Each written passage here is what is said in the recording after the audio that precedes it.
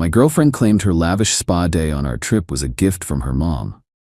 I smiled. Then I showed her the credit card statement with her treating her side guy using my card.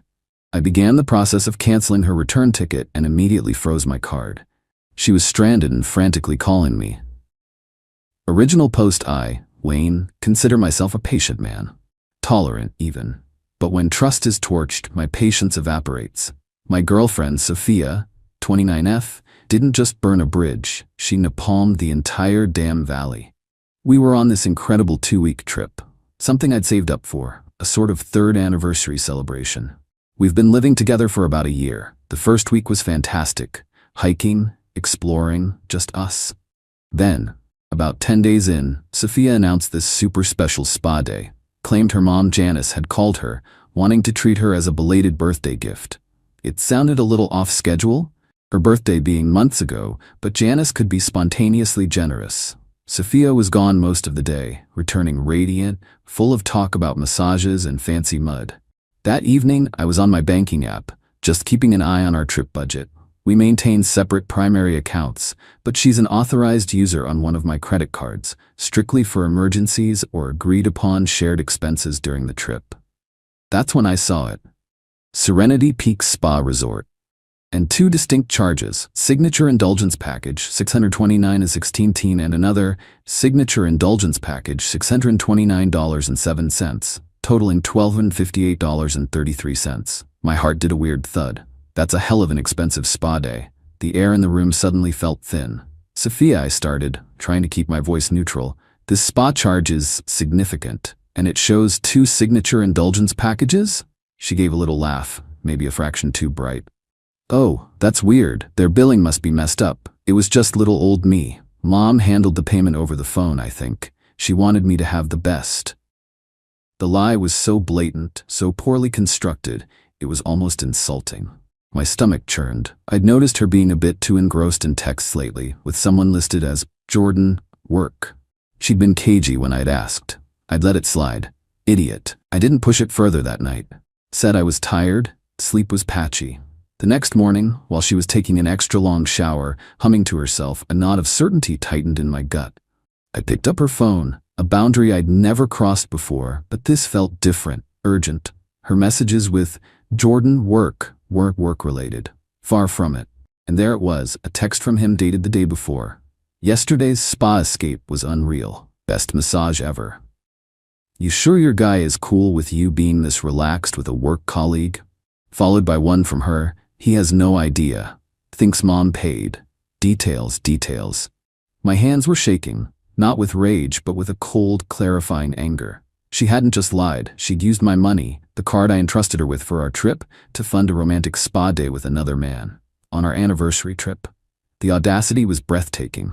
I didn't shout, I didn't throw things. I got very, very still. When she emerged wrapped in a towel, beaming, I was sitting on the edge of the bed. Morning sunshine, she trilled. Sophia, my voice was low, devoid of any warmth. We need to talk about the spa. I showed her my phone, the banking app displaying the 2 charges for the packages. Who exactly received the second package, Sophia? Her smile melted. I told you, Wayne, it's a mistake. I'll call the spa later and sort it. No need to call the spa. I then showed her the screenshots of her texts with Jordan. Her face went ashen. You went through my phone? She stammered, eyes wide with panic, not remorse. You used my credit card to take your lover on a $1,200 spa day, on our trip, and then lied to my face about it, repeatedly. Silence. She stared, trapped. Me. I've already spoken with Capital One. This card, I tapped my wallet, is now frozen, all transactions blocked, and I've initiated the cancellation process for your return flight ticket that was booked on this card. They said it could take 24 to 48 hours to confirm the cancellation with the airline due to policies, but the request is in and flagged. Her jaw literally dropped. You can't do that. It's in motion, I said. You wanted to treat Jordan? Perhaps he or your mother can fund your new travel arrangements.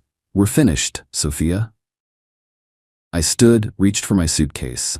My flight leaves tomorrow as scheduled. Yours is now uncertain. Her voice rose, cracking. But all my things are at your place. How am I supposed to get home? You can't just leave me here. You're resourceful, I said, the words like ice chips. You managed this whole charade. I'm sure you'll figure something out. I walked out of the room, her sputtering protests following me. I'm now at a different hotel near the airport. My phone has been a constant barrage of calls and texts. Sophia, furious and panicked. Then her mother, Janice, indignant. Then her sister, Natalie, accusatory. I haven't answered. I needed to think, to process the sheer depth of the betrayal. Part of me is still reeling. 3 years. But overriding the hurt is a chilling sense of clarity, and a grim satisfaction in knowing she's about to collide head-on with the consequences of her actions. Update 1. 72 hours later. The past 3 days have been illuminating, mostly about the depths of Sophia's and her family's entitlement. I flew home as scheduled. The apartment felt eerily quiet. First order of business, a locksmith. New locks, new deadbolts. Her key is now a souvenir of her poor choices. That set me back about $300, but worth every cent. The communication barrage continued. I let them all go to voicemail. Sophia's messages were a predictable roller coaster. Wayne, you monster. You actually did it. My ticket is gone. Jordan bailed, said this is too much baggage. I'm stranded. I have no money. The Jordan part was almost funny. My stuff. My life is in that apartment. You have to let me in. I'm calling the police if you don't. Janice, her mom, took the disappointed but righteous tone. Wayne, I am appalled. To abandon Sophia like this. She made an error in judgment, certainly, but this is cruel. You have a responsibility to see her home safely and ensure she has her belongings. No mention of the $12 and $58.33, of course. You need to send her money for a new ticket immediately. It's the least you can do after this traumatic experience you've put her through. Natalie, the sister, was pure attack dog. You're a sick individual, Wayne. Leaving her high and dry? What if something happens to her? That's on you. She needs her things, her laptop, her clothes for job interviews. You better not have touched anything, or we're coming over and it won't be pretty. After about the 30th call, I sent a single concise text to Sophia. Your belongings are secure. You may arrange one time to collect them. Your mother or sister may accompany you. You will not enter the apartment beyond the immediate entryway. Provide a date and time. A few hours of silence, then a text from Natalie. Tomorrow, 2 p.m., have it all packed by the door, and you will give Sophia funds for her ticket and to tide her over. The sheer nerve. Unbelievable. So I spent an evening packing her life into boxes. Clothes, makeup, books, those awful decorative gourds she insisted on. It was cathartic. While sorting, I came across some old bank statements of hers she'd carelessly left in a drawer. A few odd cash withdrawals and small, unexplained Venmo payments to names I didn't recognize from around the time she claimed to be on work dinners or girls' nights out over the past year. Nothing concrete like the Jordan texts, but enough to paint a picture that this deceit wasn't a one-off, more like a pattern I'd been too trusting to see. The knot in my stomach from the initial discovery tightened into a cold, hard certainty. This was more than just one spa day. This morning, a small, vindictive part of me felt a sliver of satisfaction when I got a fraud alert from Capital One. Even though the card was frozen for new purchases, they monitor attempts. An attempted online charge from Global Airways for $530. Sophia, bless her entitled heart, actually tried to use the frozen card. Declined. Obviously. It just underscored her absolute refusal to accept reality. 2 p.m. is approaching. I've moved everything into the living room, right by the door. My phone is set to record audio. This won't be pleasant, but it needs to be done. My calm is still there, but it's a brittle calm now, overlaying a deep, simmering resentment. Update 2. The 2 p.m. collection was every bit the circus I anticipated, minus the clowns, unless you count Sophia's attempts at emotional manipulation. They were late, of course. 2:20 p.m. Sharp, aggressive knocking. I opened the door to Natalie and Janice. Sophia hovered behind them, tear-streaked and sullen, arms crossed. Natalie, ever the charmer. About time. Where is it? And the cash? Me. Good afternoon. Her belongings are here. I indicated the wall of boxes. All of it. This is the only opportunity to collect them. Regarding cash, Sophia exhausted any goodwill and financial considerations when she fraudulently used my credit card to the tune of over $1,200 for an illicit rendezvous.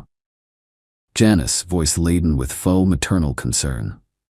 Wayne, please, she's distraught. She understands she made a terrible mistake. Surely, you can find it in your heart to help her get home and settled? Think of the 3 years. Sophia finally speaking, her voice wobbling. You owe me, Wayne. You left me with nothing. Jordan was a mistake, a stupid mistake, but you're just being cruel and vindictive now. It was like a well-rehearsed play of entitlement. Me, Sophia, your choices have consequences. The $600+ you spent on Jordan can be considered your parting gift. You're not receiving any further funds from me. I then glanced at the boxes. I found some interesting old bank statements while packing. Seems like Jordan might not have been the only work dinner that cost more than just time. Sophia's face flushed from pale to blotchy red. Janice shot her a sharp, questioning look. Natalie just looked impatient. Natalie, just get the damn boxes. Let's go. They started hauling. It took them 4 trips to Natalie's SUV. Sophia attempted to push past me on their 3rd trip. Sophia, I need to check the bedroom. My grandmother's earrings, I bet you kept them. I stood firm. No, Sophia. Everything I found of yours is in those boxes. You are not coming any further into my home. Oh, for heaven's sake, Wayne, let her look. Don't be petty. The time for negotiation or trust is long past. Take what's here and leave. My voice was quiet but unyielding.